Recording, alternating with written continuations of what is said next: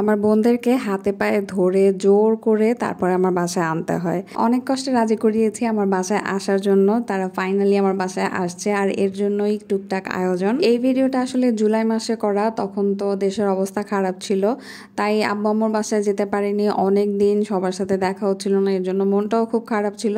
তো অনেক করে বললাম আপুদেরকে আমার বাসায় আসতে, তো তারা অবশেষে রাজি হয়েছিল। আপুদেরকে আমার বাসায় আসতে বললেই শুধু একই কথা, মানহাকে নিয়ে কষ্ট হয়ে যাবে, আমার সবকিছু করা ঝামেলা হয়ে যাবে আমার, একে তো গ্যাস থাকে না, আর নানান অজুহাত দিতে থাকে। এবার আর অজুহাতে কাজ হয়নি, আমিও বলে দিয়েছি আজকে না আসলে আমিও কিন্তু কারো বাসায় যাব না, ব্যাস যে কথা সেই কাজ। যাই হোক, আমি আসলে আগের দিন থেকে রান্না বান্না শুরু করে দিয়েছিলাম যাতে সবাই আসলে আমি গল্প করার সময় পাই, রান্না বান্নায় সারাক্ষণ ব্যস্ত না থাকি।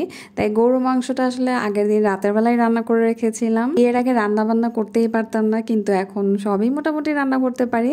আর সত্যি বলতে কি, রান্না বান্না করে না কাউকে খাওয়াতে এখন এত বেশি ভালো লাগে। আর ছোট এই জীবনে কখন চলে যায় এটা তো ঠিক নাই, তো সবাই মিলেমিশে একসাথে থাকলে না আমার কাছে খুব ভালো লাগে। আসলে লাইফটা এনজয় করাটা হচ্ছে কি আমার কাছে আসল ব্যাপার। তো আগের দিন কথা হয়েছিল বড় আপু আর আমি একসাথে নাস্তা করব, কিন্তু বড় আপু অলরেডি নাস্তা করেই এসেছে। তারপরও বড় আপু আমার সাথে একটু নাস্তা করতে বসলো, আমি বড় আপুর জন্যই মেনলি নাস্তা না খেয়ে বসেছিলাম। আর মানহা ইদানিং এরকম লাল মিষ্টি খুবই পছন্দ করে, দেখা যায় সারাদিনে একটা খায় অন্তত। তো বড় আপু এটা শুনেছে আগের দিন যে ও মিষ্টি খেতে খুব পছন্দ করে, তাই বড় আপু আসার সময় মিষ্টি নিয়ে এসেছে।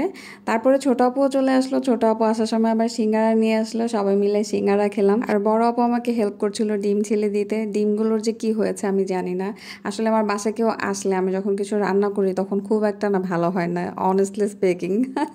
ডিমগুলো মেবি একদমই নতুন ছিল, সিদ্ধ করার পরও মানে ভালো মতোই সিদ্ধ করেছিলাম কিন্তু ছিলা যাচ্ছিল না ভালো করে। তো ভাবলাম ডিমের যে একটা হাল হয়েছে এগুলো দিয়ে কোরমা বানিয়ে ফেলি।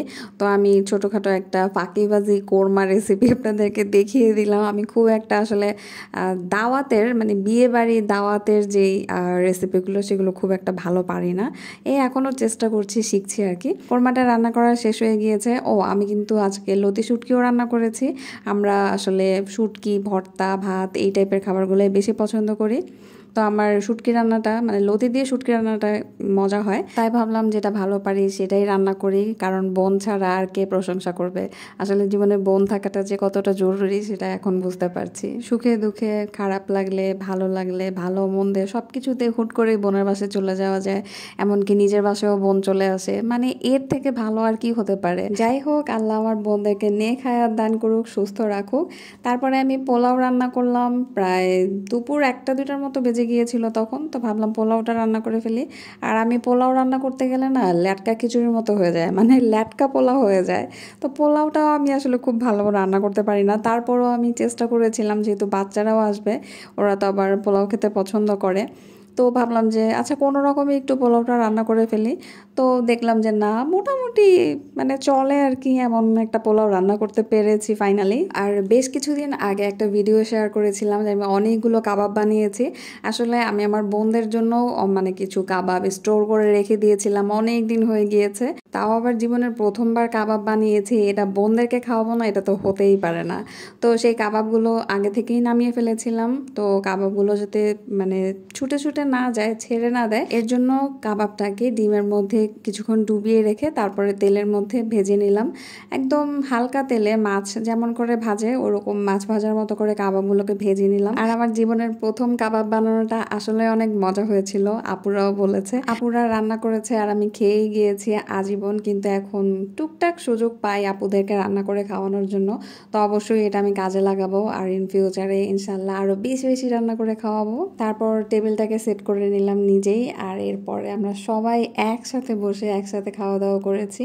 আর প্ল্যান ছিল আগে থেকেই যে বিকেলবেলা আমরা সবাই মিলে ছাদে গিয়ে বিকেলের নাস্তা করব, চা খাবো, কিন্তু এটা আর হয়ে ওঠেনি, কারণ ওই দিনের ওয়েদারটা খুব একটা ভালো ছিল না। ওই দিন সারা দিনই বৃষ্টি হয়েছে, এমনকি আপুরা যখন চলে যাচ্ছিল তখনও বৃষ্টি পড়ছিল। এর জন্য আসলে আপুরা আর বেশি দেরি করেনি, সন্ধ্যার আগেই চলে গিয়েছে। তাই বিকালের নাস্তায় আসলে আমি অনেক প্ল্যান করে রেখেছিলাম, কিছুই কিছুই করতে পারিনি। সবাই যাওয়ার সাথে সাথেই মাথা ঘুমিয়ে পড়েছে, কারণ সারাদিন অনেক দুষ্টুমি করেছে, ঘুমায়নি, তাই ঘুমিয়ে পড়েছে। আর তারপর পরে দেখলাম যে বৃষ্টি আরো বেড়ে গিয়েছে। তো এই ছিল আমার বোনদের সাথে কাটানো একটা সুন্দর দিন। কেমন লাগলো ভিডিওটা কমেন্ট করে জানাবেন। আজকের মতো এখানেই বিদায় নিচ্ছি, দেখা হবে নেক্সট ভিডিওতে। সে পর্যন্ত সবাই খুব ভালো থাকবেন। আল্লাহ হাফেজ।